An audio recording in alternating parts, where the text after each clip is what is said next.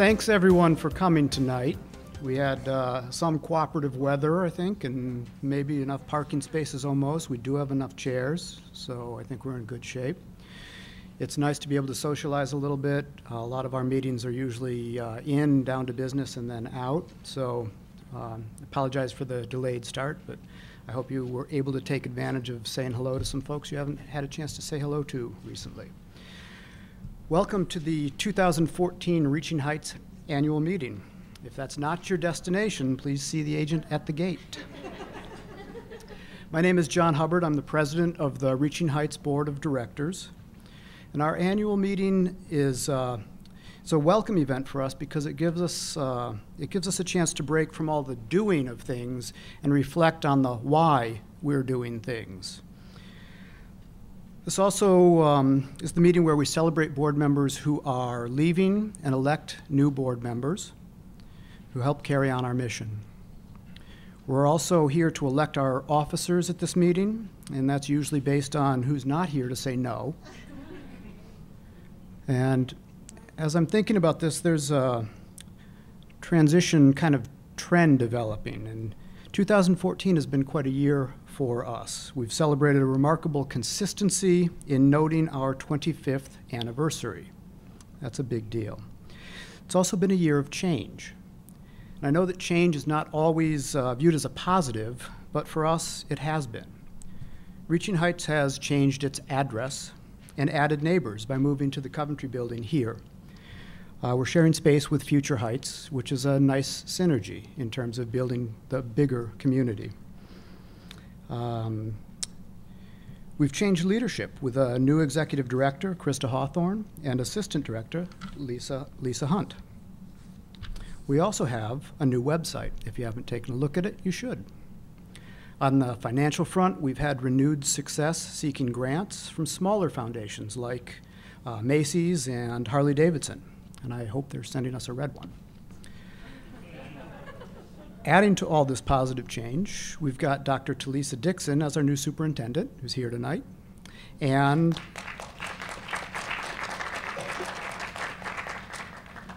we're less than 90 days away from reaching Musical Heights, our quadrennial concert showcasing the talents of our district's music students and their teachers, and I'm sure we'll see you there in February.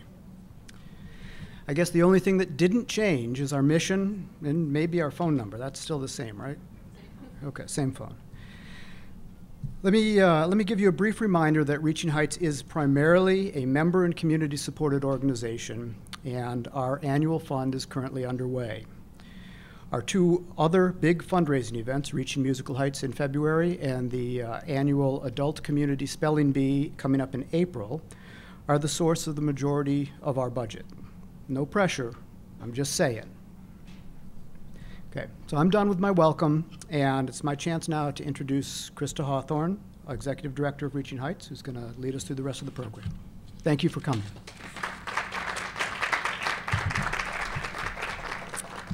Thank you, John.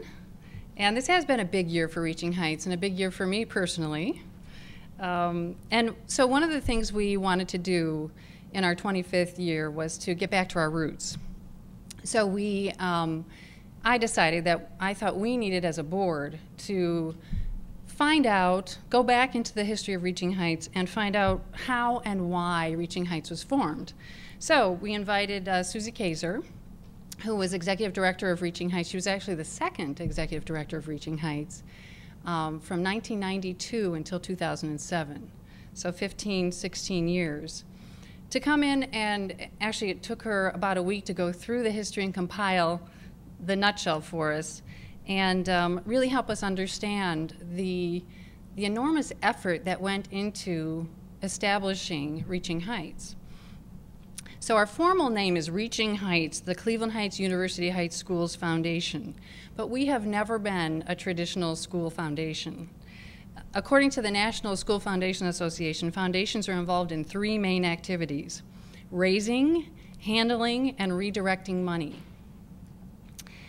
Reaching Heights was started for a different purpose. I'm a part of the Schools Roundtable, which is a relatively new organization of the executive directors of school foundations in Northeast Ohio.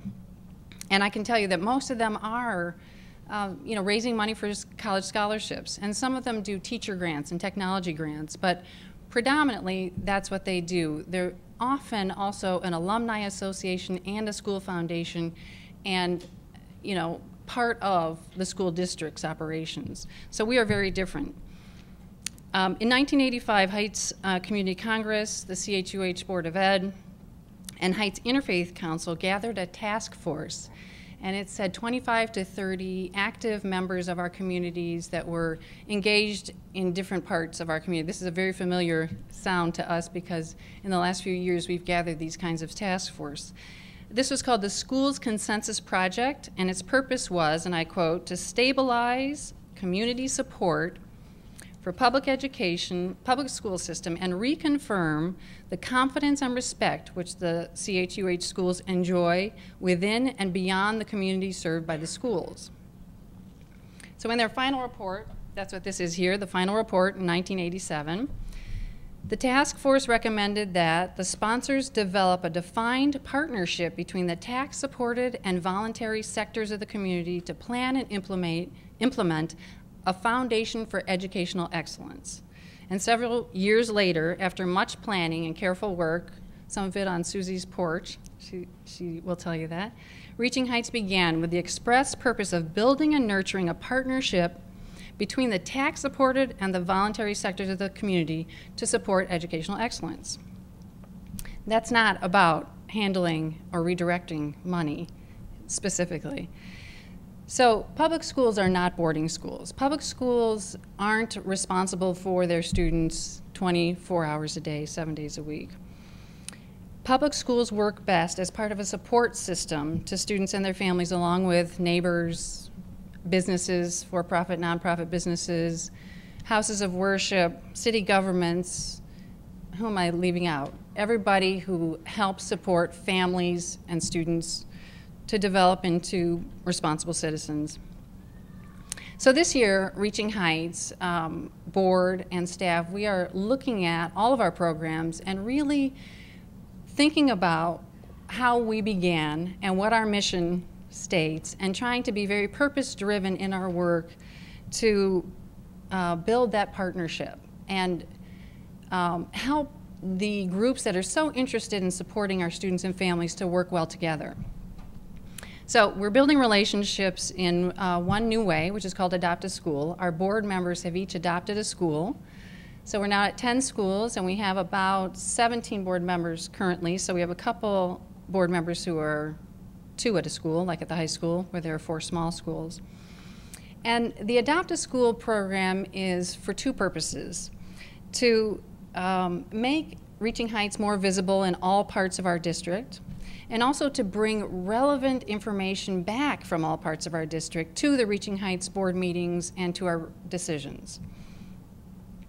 And so while the board is bringing back information from each of our schools by meeting PTA officers and members, principals, teachers, families, attending events, Lisa and I are busy working on, in fact, today, we had an interesting meeting to build relationships with our administrators, our teachers, the different groups within our school district, the art teachers for the Exceptional Arts Program, the music teachers for Reaching Musical Heights, the career and technical education teachers and working group, community working group. We met today with the, and learned a lot about the jobs, what's it called, the job program, job opportunities program. We want to establish a system of clear communication so that we can work better together on the issues of equity in each of our schools and offer programs that meet current needs. We don't want to continue programs if they're not needed. We want to spend our time and energy on programs that help fill a need. We also work hard to provide information or access to information to as many people as possible about what's going on in our schools. You know, we have a public relations department, a communications department at our Board of Education, but it's a small department, and they generate quite a bit of information, a lot of news, a lot of photos. Each of our school principals are tasked with creating an e-newsletter about their schools.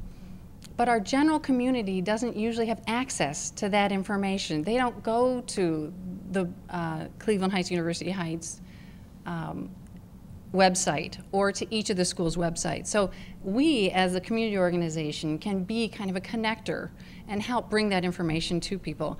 We also are sponsoring forums and community discussions, 2 specific series so far this year.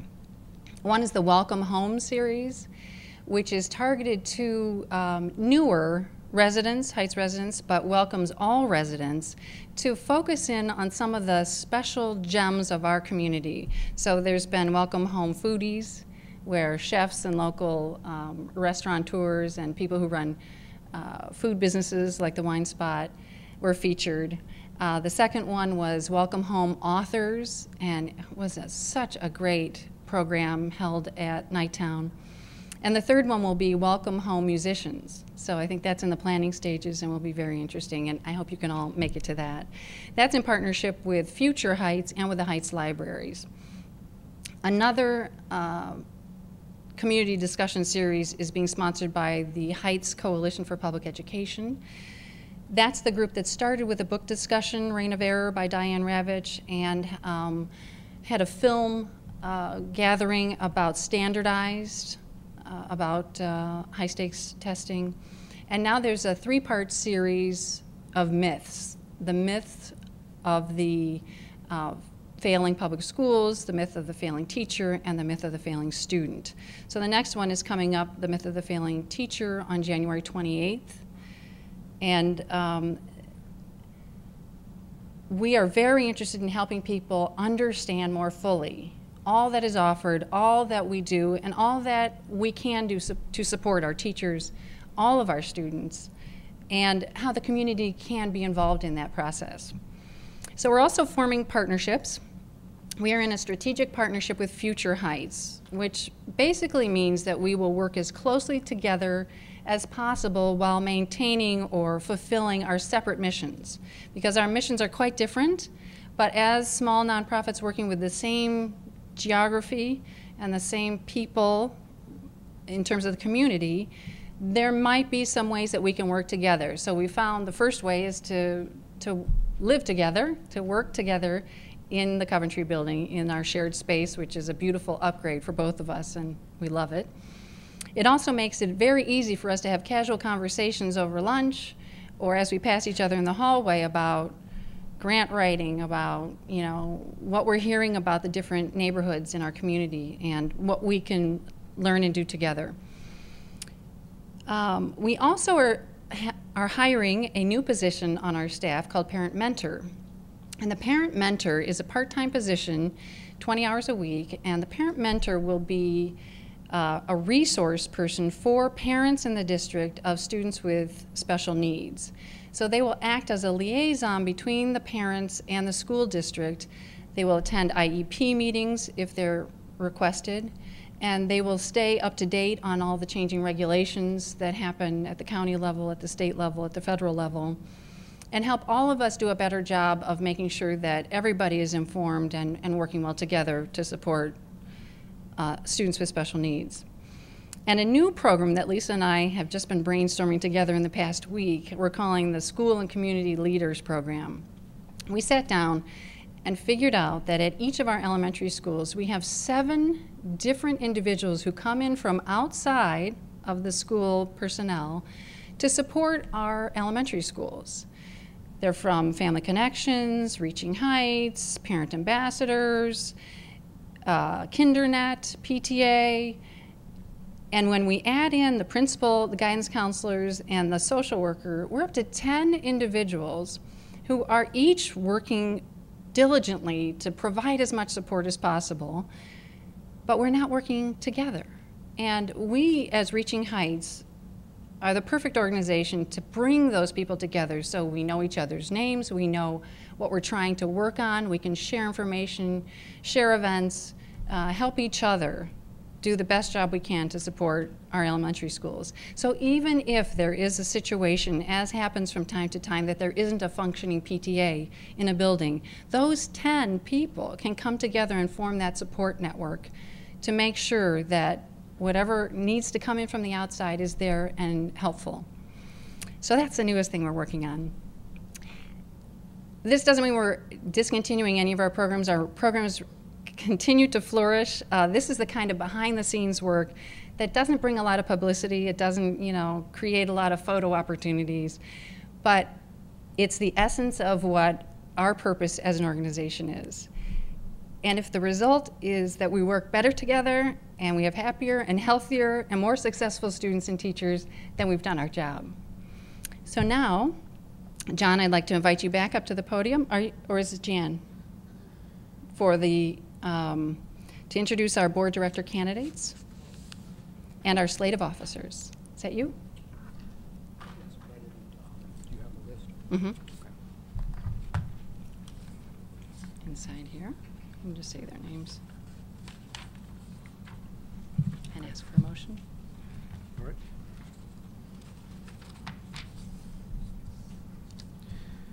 So some things don't change, some things drop through the cracks. And so we have a slate of new candidates and we have a slate of officers. So I'm going to just read the names of the new candidates for the board, and then I'll ask for a motion, and then I will read the names of the slate of officers and ask for a motion for that as well. We'll take a vote on both of those.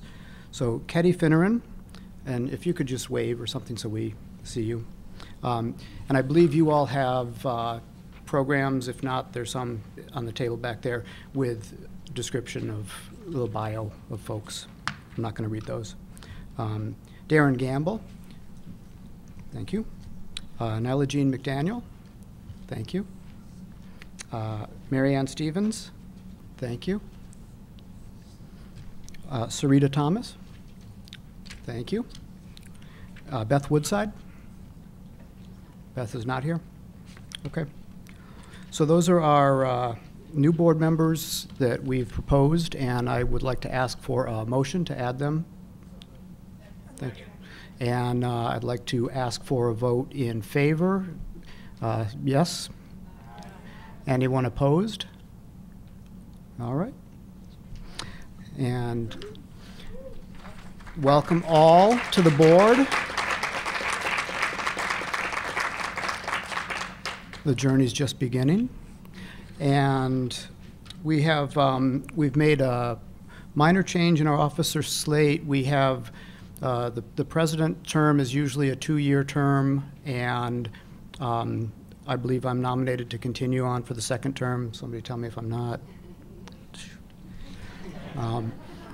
We're asking Ashley Dyer to become the vice president of the board, and we're asking Jen Vinson to become the treasurer of the board. Jen is at the financial aid meeting tonight and is on her way. And we're asking Jan Ressiger to become the secretary of the board. So a couple of changes in there, but that's the slate we're proposing. And if I could get a motion. Thank you. All in favor? Aye. Anyone opposed? All right.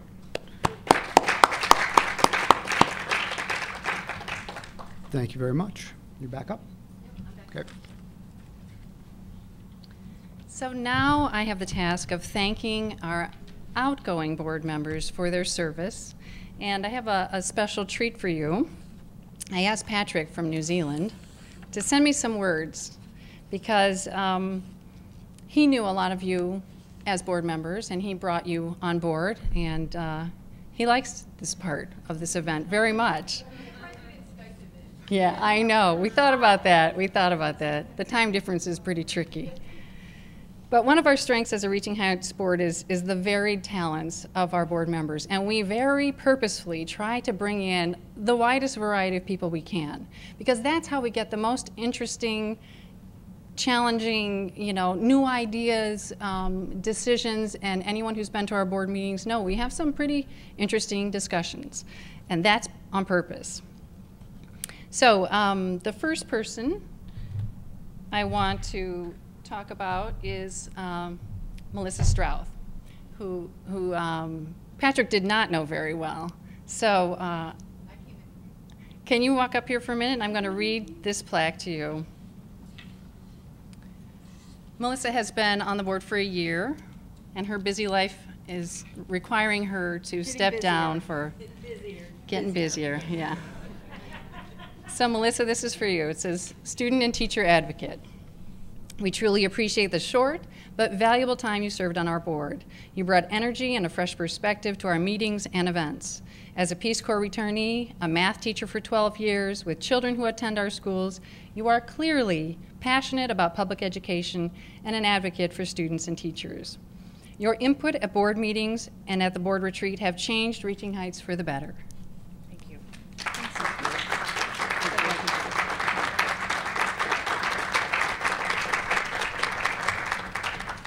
Is Audrey here? I didn't see Audrey. Okay, we have hers here. And let me read Patrick's words for Audrey. Patrick says, whether helping shape the social media strategy for promoting our spelling bee or helping in the planning of other Reaching Heights events, Audrey brought a positive and unflappable demeanor paired with the skills of a natural communicator to her service on our board. Any room she is in is a bit classier by her presence, and with gratitude for her service, we wish her the best. So I'm sorry she can't be here. We'll get her plaque. Alvin. So Alvin, this is what Patrick says for you. Can we skip his part? Really? No, it's fine.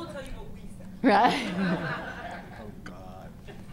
Alvin is a convincing and forceful witness to the power of our schools to prepare our children for success in the world because he's seen it happen with his daughters and their friends. Alvin brought his persuasive ability to bear as a member of the Lay Facilities Committee, and most notably as co-chair of the Issue 81 bond campaign, which he is happy to remind us passed with a 59% vote for the bond. Unprecedented. Now, happily an empty nester, you can stop rubbing it in anytime. Alvin brings a suave calmness to his work, and for the last 6 years, Reaching Heights, our schools, and our students have been enriched by Alvin's contributions. This is for you, but I have to read it. Okay. We called Alvin a gentleman and a scholar. He has been a Reaching Heights board member for the past 3 years and treasurer for the past 2 years. Thank you for your commitment to Reaching Heights and to the Cleveland Heights University Heights schools. The leadership you demonstrated on Issue 81 bond campaign will shape the learning environments for thousands of students for the next 50 years. As a board member and officer and proud and involved parent, we appreciate your encouraging words, clear communication, and attention to detail. Your support on financial matters and your warm sense of humor will be missed. Thank you. All true. All true. Soroya. So it's amazing. I've known Soroya now for the past 6 years, and I learned something new from Patrick's comments here. Uh-oh. Yeah. Uh-oh. What secrets did you tell over glasses of wine? Oh. Okay. No, nothing. Soroya brings a bit of the Bronx attitude to the Heights. That's what I didn't know. Oh, okay. With a refreshing let's cut to the chase approach and an ability to deal with children of all ages that has served Reaching Heights and our community well over her 6 years as a board member, including 2 years as board president. Her breadth of experience in the nonprofit world informed her work, which at its heart reflected her love for children, starting with her 2 lovely daughters and extending to every child in our community. Yay. So here's our plaque to you, our words to you. Soroya Queen Tabor, Community Leader. Reaching Heights Board of Directors, 2009 to 2014, Vice President, 2010-2011, President, 2012-2013. Wow. Yeah. You were busy, yeah. Thank you for sharing your skills in community organizing, development, and leadership to Reaching Heights. We appreciate your creative problem solving, thoughtful decision making, eloquent expressions, and your wonderful sense of humor. All very true. You are a dedicated community leader with the tenacity, courage, and intelligence to make real change happen. Thank you. Very nice.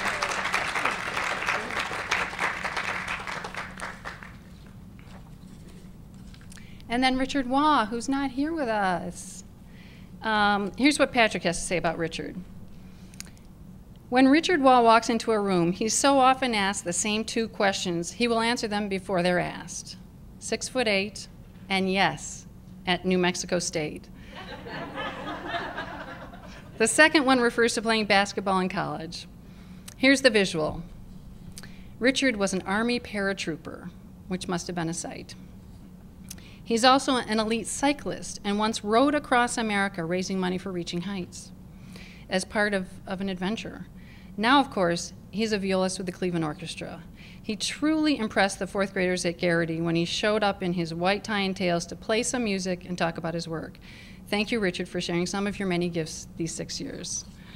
And on our plaque to him, we called him the Renaissance Man. He's a parent, musician, athlete, teacher, and community volunteer.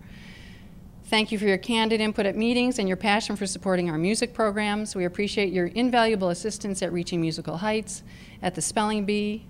Did you ever have an arm's length of raffle tickets from Richard? And at Summer Music Camp. Your humor, humility, and generous spirit have left an indelible impression on all of us. Okay.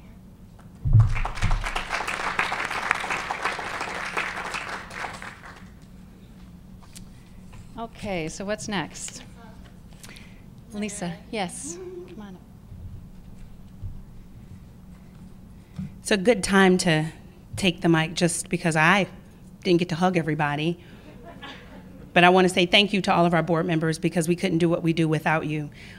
Thank you for those who've served, and thank you in advance to the ones that we're welcoming aboard. So that is actually what I'm here to talk about, the Thank a Teacher program.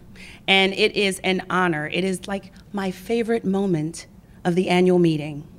Why? Because it gets out of the business of the meeting and often gets to the point of those poignant and powerful stories that are often very private between a teacher and a student and maybe just a parent. But those pieces are what the Thank You Teacher is about. So this is my favorite moment. Because I also think it is, in my opinion, a return on an investment of trust. When you have a good relationship that you trust your child with the teacher and it yields benefits of a blessing of goodness and the reward of the teacher and student, or the student coming home and bragging about that relationship, so much so that you go above and beyond to write a note, that's a return. So this is my favorite moment. And I get to talk about that this program's been going on since 1996. And it began brilliantly as a way to enable everyone to give a small donation to support Reaching Heights work, but also to then foster an atmosphere of genuine gratitude. What a great idea, right?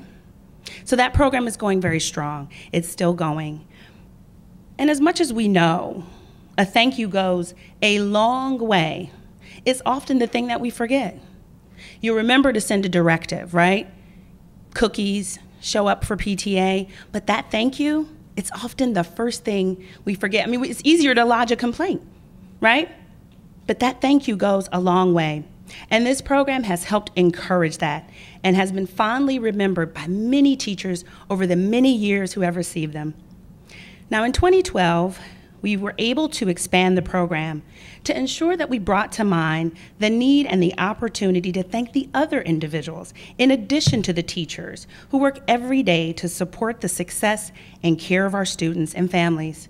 Now we encourage participants to thank coaches, aides, principals, and it was sort of an aha moment. But now we give that opportunity and encourage it and bring it to mind. So this evening, I appreciate being able to share my own personal Thank a Teacher story. If you'll allow me to just tell you, last year was Jordan's first year at the middle school. So like any other parent, I was racked with the anxiety of transitional milestones. Oh my gosh, the middle school. So we all know that feeling, right? Well, I feel like mine was compounded just a little bit because my child is special needs. So for me, it was the milestone, but also the expectation of more. Oh gosh, more classes, maybe more teachers.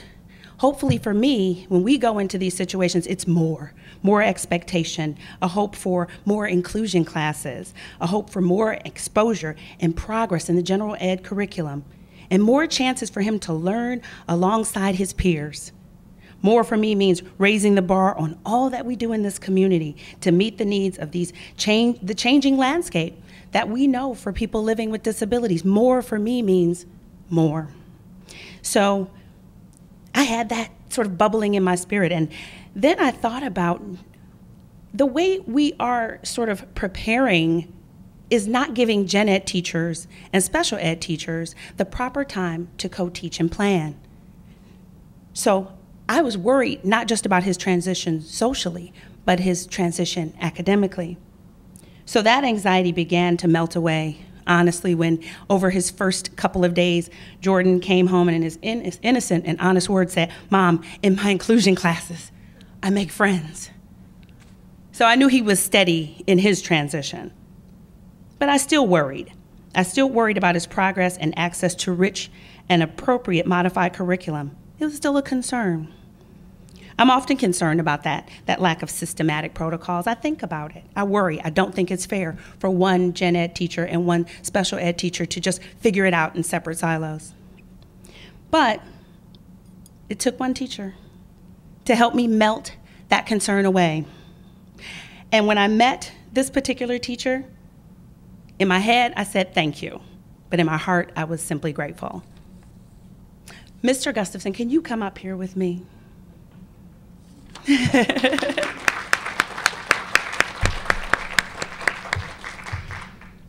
Mr. Gustafson was Jordan's science teacher last year, and his natural teaching style made him the perfect teacher for us because he naturally approaches teaching in a way that differentiates and provides hand-on teaching experience, and he shows a respect and provides entry points and access for learners of all levels.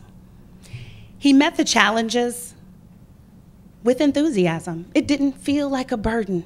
He felt like he didn't just want to teach Jordan, but he wanted to reach Jordan, and that was huge for us.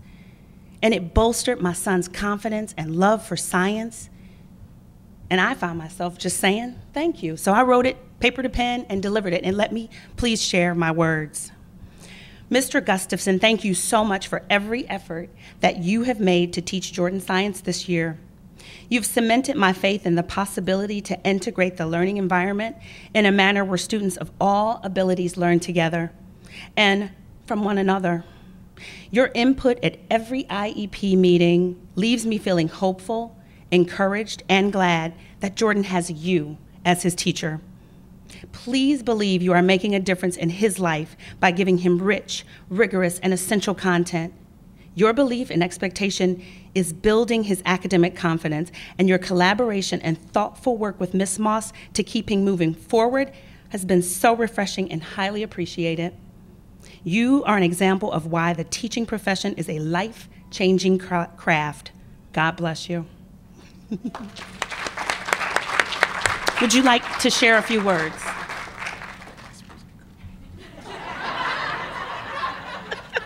Brief though they will be. Roll out the scroll. Roll out the scroll. Okay. I would like to thank Mr. Patrick McNichols, my principal, for giving me the opportunity to teach in this great school systems I graduated in 19. The entire staff at Roxborough Elementary School, especially Zakira Bergen, my official mentor, who made me and continues to make me feel welcome. Sixth grade team, who are a strong and the best team ever. Mrs. London and Mrs. Bernard, two aides with the special ed program, who were awesome. Awesome. And I'd like to thank my wife for putting me through college later in life than some. I especially want to thank Jordan Hunt, my outstanding science teacher. Science student, excuse me. Well, he's a teacher too. He's a teacher too. He did teach me some things on science. Yeah. He did. Jordan, let nothing stand in your way. And I'd also like to thank Mrs. Hunt for being an involved parent and an advocate for Tiger Nation. Tiger Nation. Thank you. Thank you. So in closing for this wonderful portion of the program, thank you. I'd just like to ask you to keep helping us shape this program. Take the time to support the program by participating. We welcome your suggestions. It's improving because of the life of it. So continue to give us those suggestions. We have forms available at the back of the table. You can also find them online. So thank you, thank you, thank you. And tell everyone that thank you goes a long way. Thank you.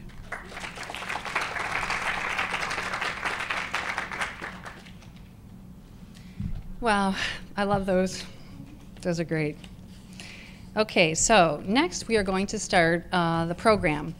And I didn't notice if did Munisa arrive? Not yet, not yet. Okay. Okay, let me find my notes, Here we go, okay. We have a persistent and chronic problem that, I don't know when it started, maybe in the 70s or the 80s and continues today, and that's a misperception of the reality of life in our cities and in our schools.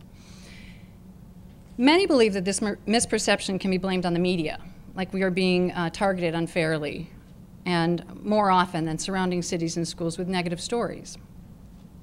And then those stories or their central messages are repeated and grouped together to imply a pattern and create the impression that these negative activities represent the majority of people, or the everyday climate of our schools, or the lack of safety of a specific business district.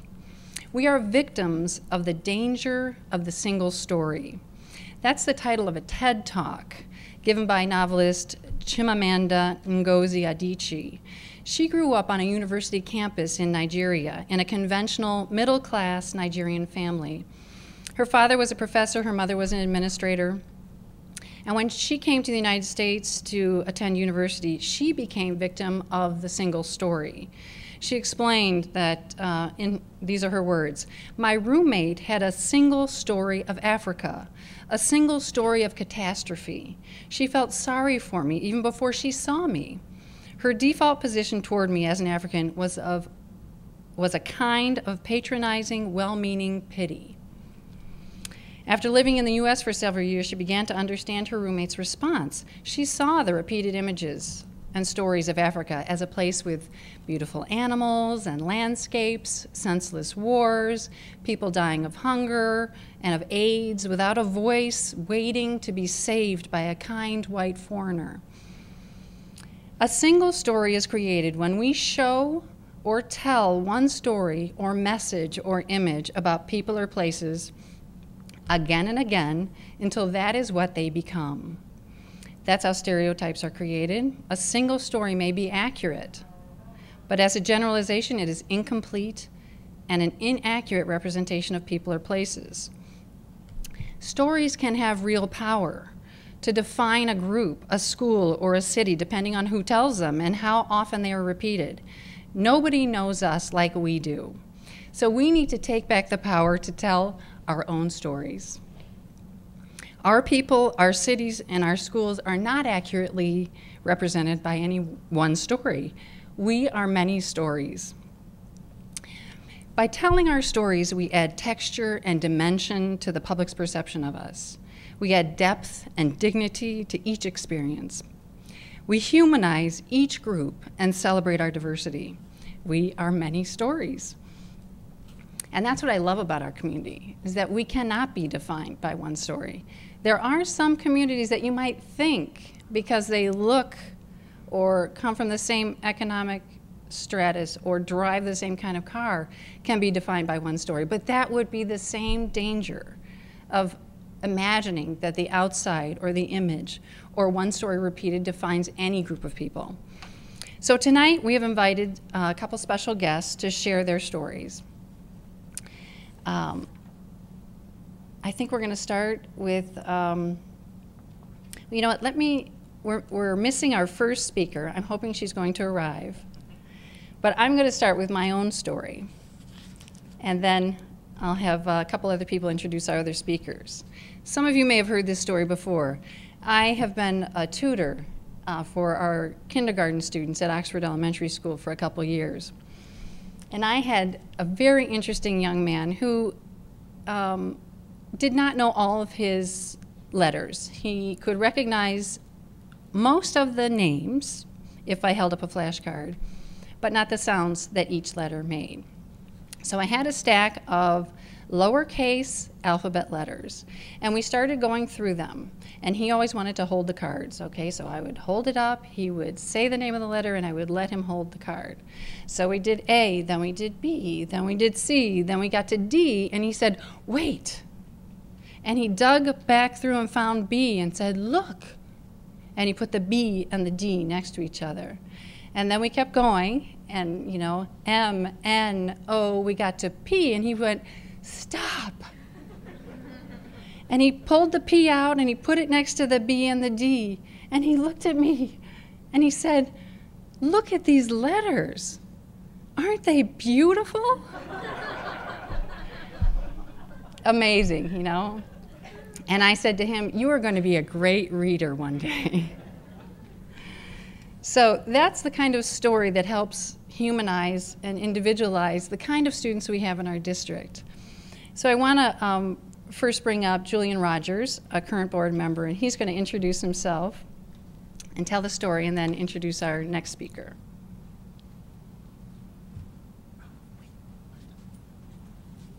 Who am I introducing? We're going to introduce Adrian. Okay. You know Adrian? Yes. I have a little introduction. Good evening. So I wasn't quite sure what to say, and I called Krista this afternoon and I said, well, what are these stories supposed to be about? Are they supposed to be about students? Are they supposed to be about our own experience? Are they supposed to be about just a story in general? And she said, well, you know, make it relevant to your experience with Cleveland Heights and with the Cleveland Heights University Heights School District, which I am a product of. And then I still wasn't quite sure what to say. So I said, well, okay. So Ashley, our new vice president, came in, and I said, well, Ashley, you're supposed to be speaking. What are you going to say? And she started telling me what she was going to talk about. And I said, okay, that sounds good. And she said, you need to have a theme. I said, right, a theme. A theme, that sounds good. So I told her what I was thinking of talking about, and she said, your theme is inspiration. So for those who don't know me, my name is Julian Rogers. I currently work for Cleveland State University. I formerly was a member of Cuyahoga County Council, of the inaugural council.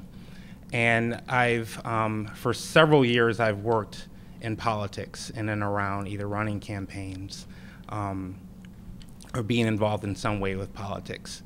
And I got interested in politics from my experience at Cleveland Heights High School. I had a teacher, Cal Rose.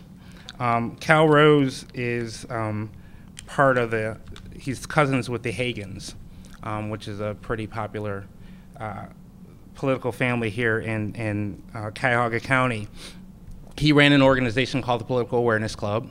I had him for American history, and I would always talk about current events. And he encouraged me to join the Political Awareness Club, which he ran. And I joined and fell in love with it and really kind of found my passion around public service and politics. And it's something that has led me to the career that I'm in today. So I really appreciate being at Cleveland Heights High School and being in Cal Rose's class and being inspired by him to go into public service. So that's my story.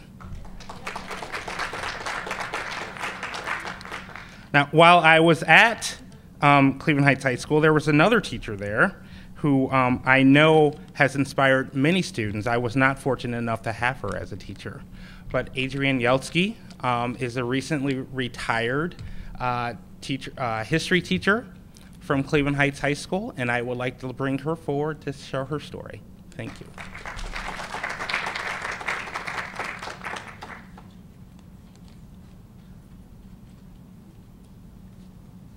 I don't have any notes. First of all, if anybody's here from the Sun Press, I was really upset this week because of the article about the superintendent's salaries. I just need to say that.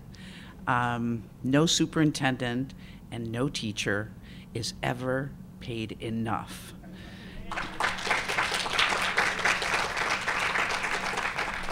So, I'm a product of Cleveland Heights also. I came here as an immigrant and settled in Cleveland Heights. My parents were Holocaust survivors, And so what comes around goes around, because I ended up many, many years later kind of reluctantly teaching Lessons of the Holocaust classes at Heights and opening up some spaces here that had been very tightly closed up for many years. I graduated from Heights, and somebody stole my line already. Thanks very much. I was going to say class of... But the other line I could say is I could tell you the year, but then I'd have to kill you all. So I could never tell my students how old I was, not because I was embarrassed about it. I thought I was pretty cool for my age, but they thought I was pretty cool. And if I told them my age, they would say, but wait a minute, you're older than my grandmother. So, and then when I had a grandchild, and you have a grandchild? And she's like, 9 years old. Yes, I was 15 when I got married, and I mean, what could I say? But anyway, my children graduated from Heights. My 13 exchange student sons graduated from Heights. And I have lived in the same starter home in University Heights for 40 years.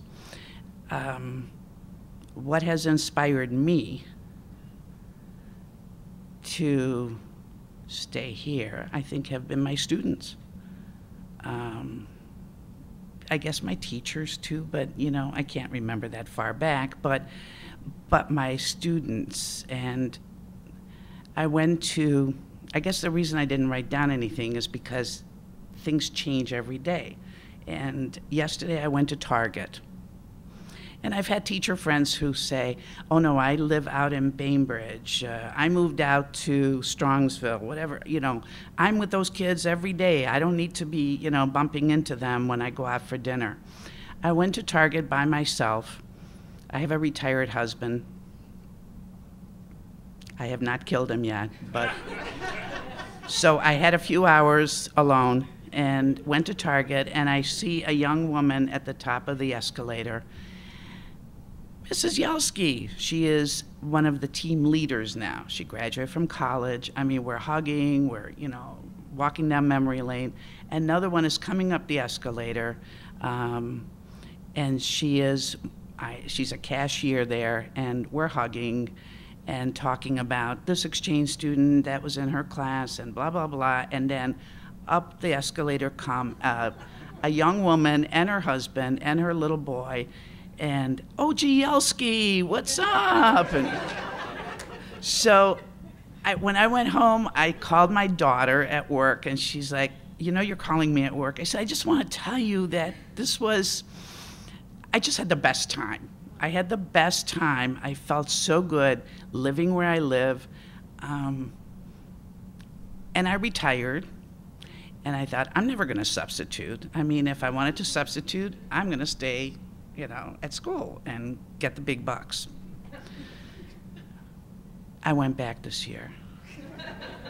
It was only 10 weeks, and it was in my old classroom. I mean, how can you say no to your old classroom, And it was co-teaching, so there were kids who were, part of that inclusion. And it was just a wonderful 10 weeks.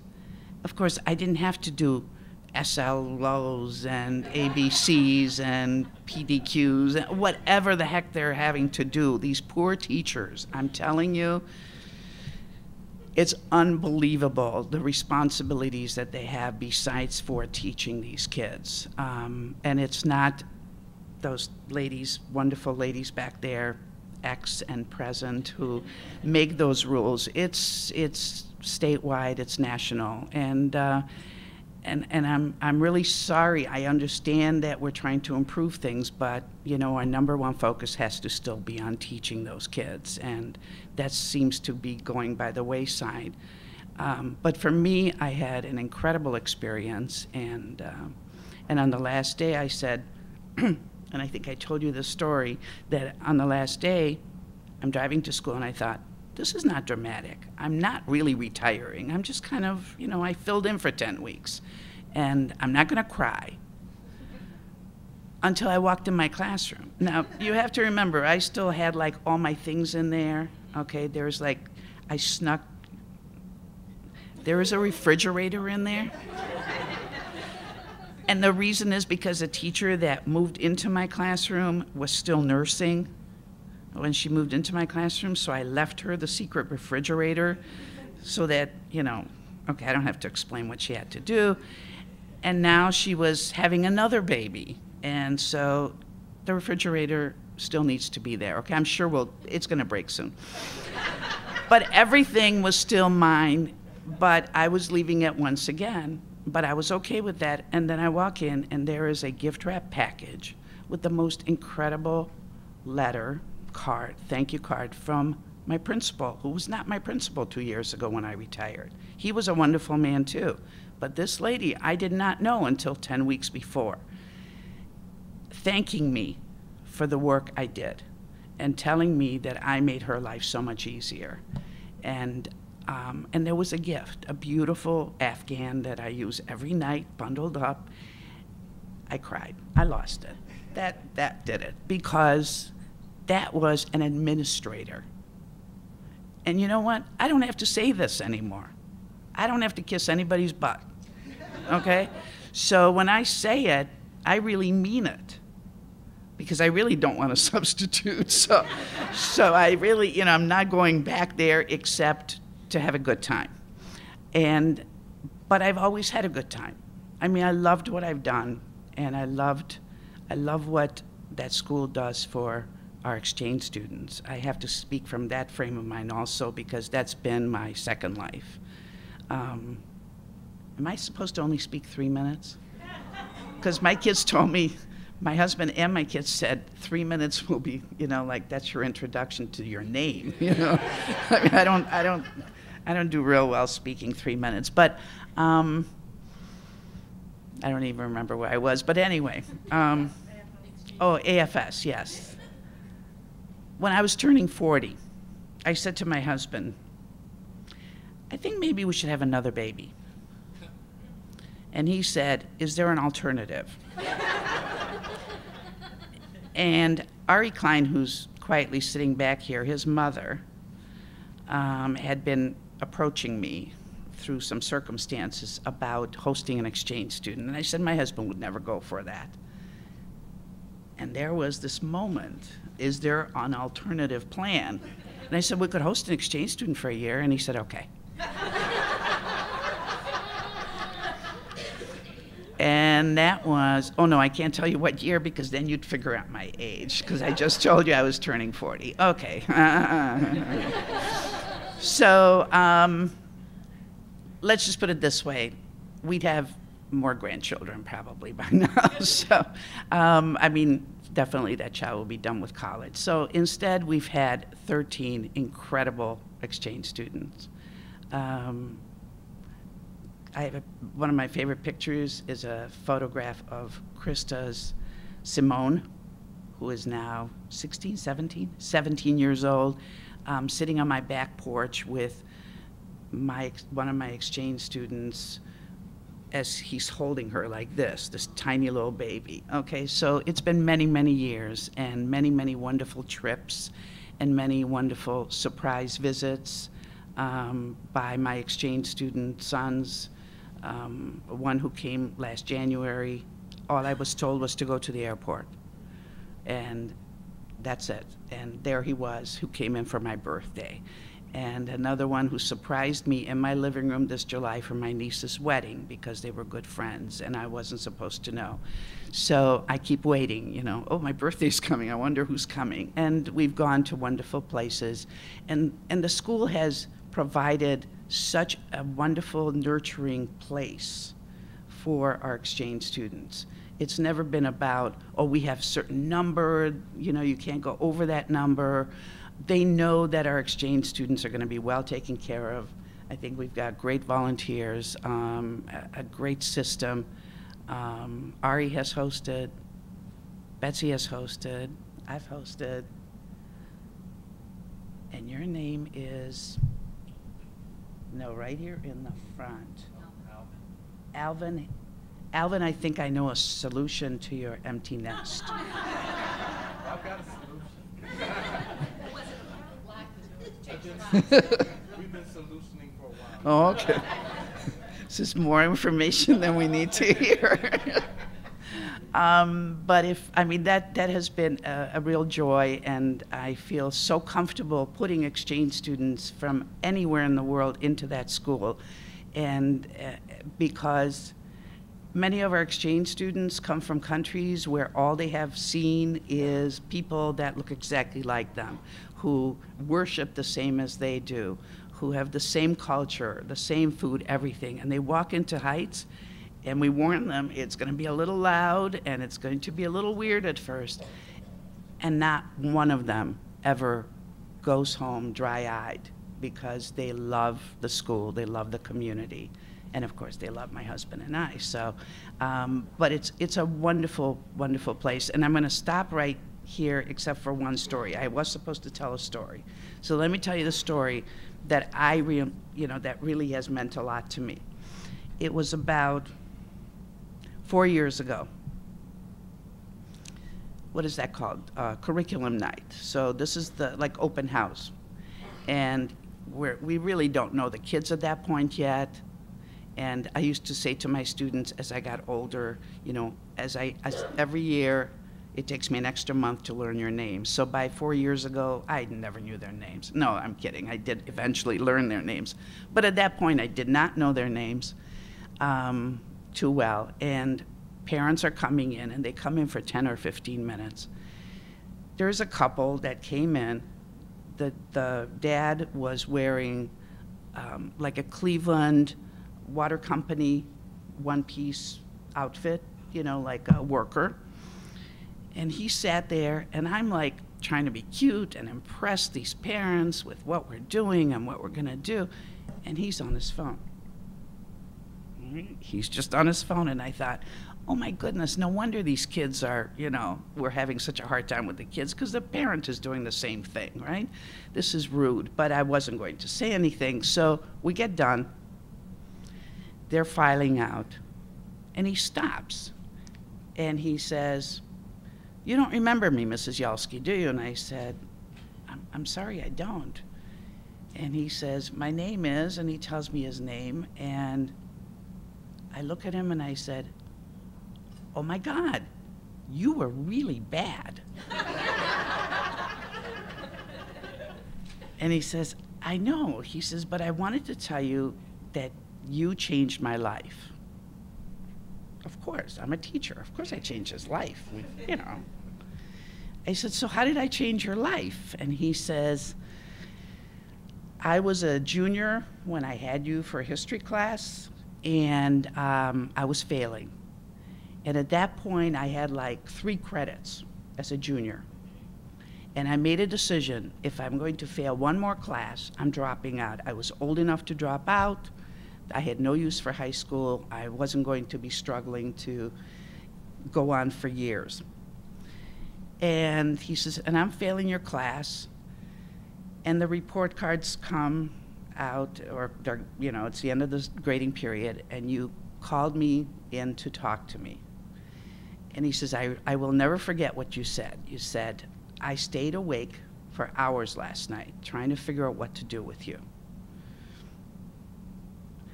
And he said, I told him it would not serve society any good purpose for you to have to repeat this class one more time. So even though you do not deserve this, I don't see any reason for you to have to take this class again. So I just want to tell you, I'm giving you a D. And he says he walked out of there and he thought to himself, all right, well, I passed that class. I'm going to stay another semester and see what happens. And he says, I graduated from high school, and I have a good paying job with good benefits and a wife and 2 children. So you changed my life. So you don't have to change the life of you just need to. I didn't even really know him except that he was a real troublemaker kid. And it wasn't like I really spent a lot of time with him, but I did spend time thinking about it. And I think sometimes that's all it takes, that we can change a kid's life. We don't have to do anything really spectacular. just to be there and to give it a little thought sometimes. So I think what you're doing is great, Krista. Congratulations on this. So thank you.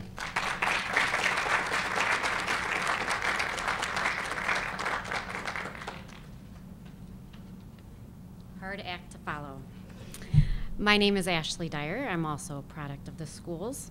And although I did not tell Julian he needed a theme, I thought that it would be a good idea to kind of just have an idea about what he wanted to talk about. And I thought about creating and maintaining positive relationships.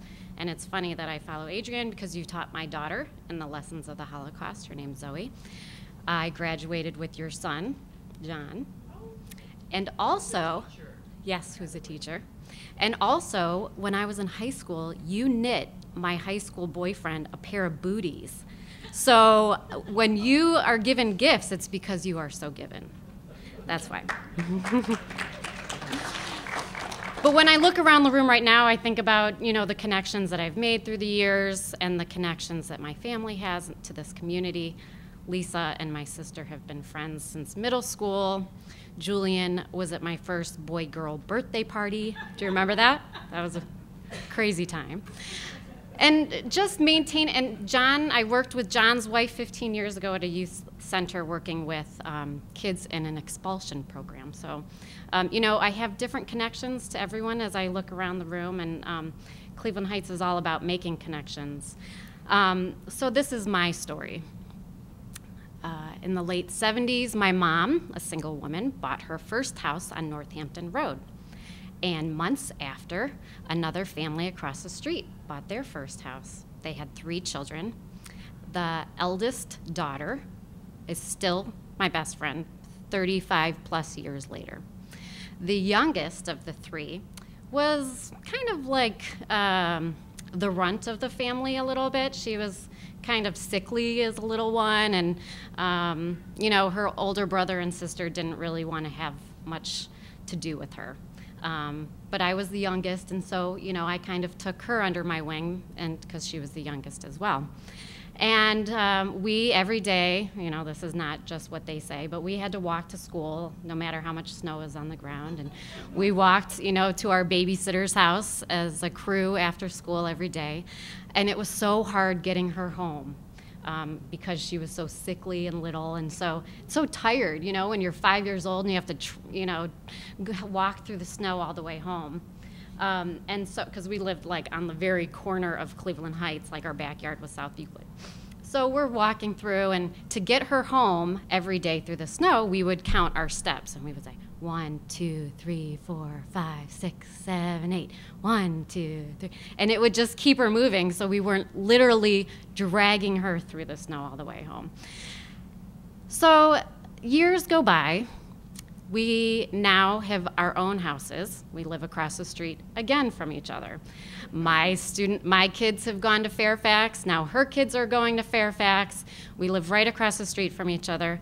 I still count her steps for her. And she now teaches 3rd grade at Boulevard Elementary.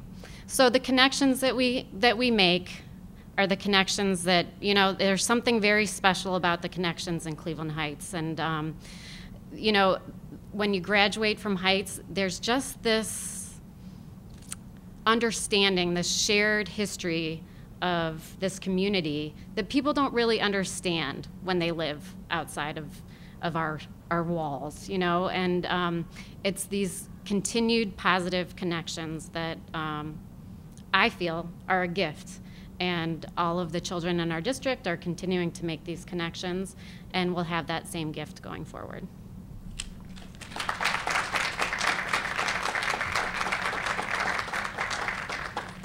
So now we have one more speaker who's going to represent the parents of our district, and that's our own Alvin Safir.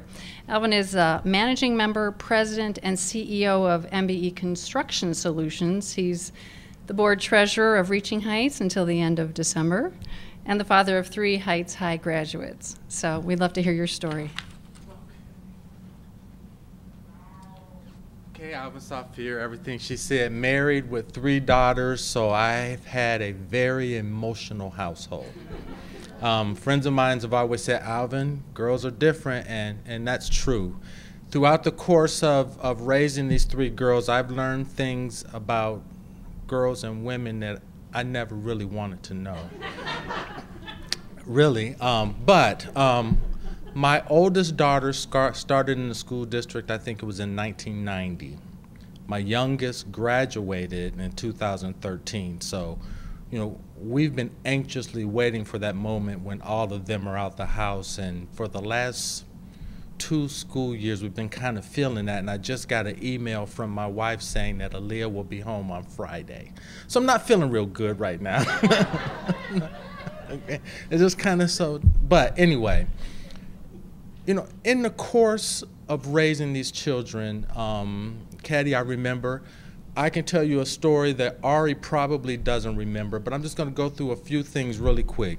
And imagine this as you're raising your kids in this school district, and you see the little kids that are saying, you know, I want to be a veterinarian when I grow up. You know, I want to be a chef when I grow up. Imagine watching them at Canterbury saying these things. And then today, Janet, the one who wanted to be a veterinarian, is a veterinarian in Florida. She came through the school district, and she wanted to do that in our school district. She does that, okay? Another girl, and I'm trying to remember her name. My kids are always upset with me because I don't remember the friends' names. But one wanted to be a chef. She's a chef at Whole Foods. So, and different people, different personalities, and always a place for them in our community, with friends, with motivators, and everything that you could want to be successful in our school district. My middle daughter had Ari for geometry, and Ari got sick of her getting B's, okay? And basically told her, Amira, you have one more time to get a B in my class, and I'm gonna call your parents because I know your parents. That's our school district, okay? It's personal, okay? It's not just a kid in a chair, okay? It's personal, okay? And I always say, in our school district, I don't care what anybody says, okay? You get to do who you are, and you get to be what you want to be, and there's no limit. None of my kids have had problems adjusting anywhere. My youngest daughter, I can't remember the English teacher's name, but I remember sitting in a parent-teacher conference, and he said, in my class, every student will never be intimidated by writing a paper. And he was right, because she has no problems in college. Transition has been no problem. In our school district, we have our kids ready. They're ready socially, because they get to see it all in our school district. They get to experience all. There's no cultural issues when they leave our nest, okay? Academically, they're ready, okay? If you take advantage of what we have to offer in our school district, they are ready. And we have a music program that no one can touch, okay? Jeffrey Golden, you know? And this is real. But we have to tell the story, and it's not, the problem I have is that we tell the story from K to 12, but that's just where we prepare them. The real story is what they're doing now because of what we did for them here. So that's what we need to focus on, what our children are doing now. Caddy, your son, an actor, am I right? And all I hear are wonderful things, okay? Everybody does what they want to do because we have them ready, okay?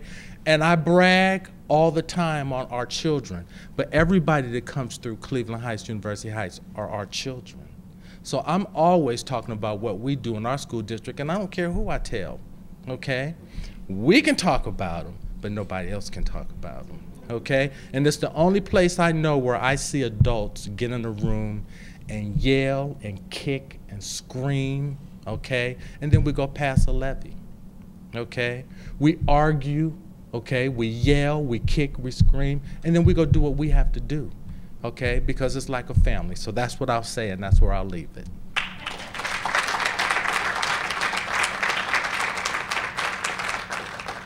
Okay, now's a chance. Wait, we want this on the video. Now's a chance for anybody else in the audience. If you have a quick story you want to tell, we'd love to hear it. Anybody have a quick story?